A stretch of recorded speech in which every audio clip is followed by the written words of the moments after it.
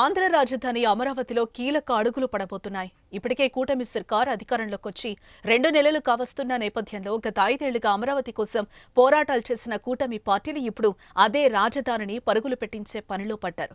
దీంతో అమరావతి రాజధానిలో ఇప్పటికే ఉన్న నిర్మాణాల పరిస్థితి తేల్చడంతో పాటు కొత్తగా ఏ కంపెనీలను ఆహ్వానించాలనే దానిపై సీఎం చంద్రబాబు కీలక నిర్ణయాలు తీసుకోబోతున్నారు.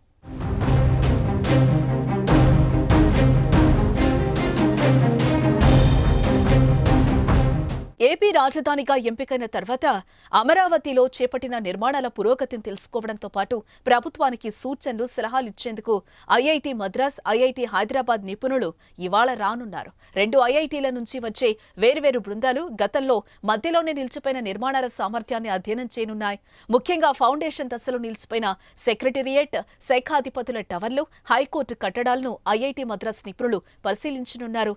మంత్రులు, ఎమ్మెల్యేలు, ఎమ్మెల్సీలు, ఉద్యోగుల క్వార్టర్లు, ఆల్ ఇండియా సర్వీస్ అధికారుల క్వార్టర్లను ఐఐటి హైదరాబాద్ నిపుణులు పరిశీలించనున్నారు. అనంతరం ప్రభుత్వానికి నివేదిక ఇస్తారు.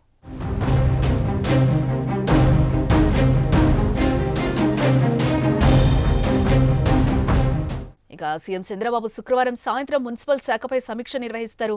ఇందులోనూ రాజధాని పనుల పురోగతిపై సమీక్షిస్తారు. ఈ సమీక్ష తర్వాత సిఆర్డీఏ సమావేశం ఉంది. చంద్రబాబు అధ్యక్షతన జరిగే ఈ భేటీలో రాజధాని పరిధిలో భూములిచ్చిన కొన్ని సంస్థలకు తమ కార్యాలయాల ఏర్పాటుకు గడువు పొడిగించే అంశంపై చర్చిస్తారు.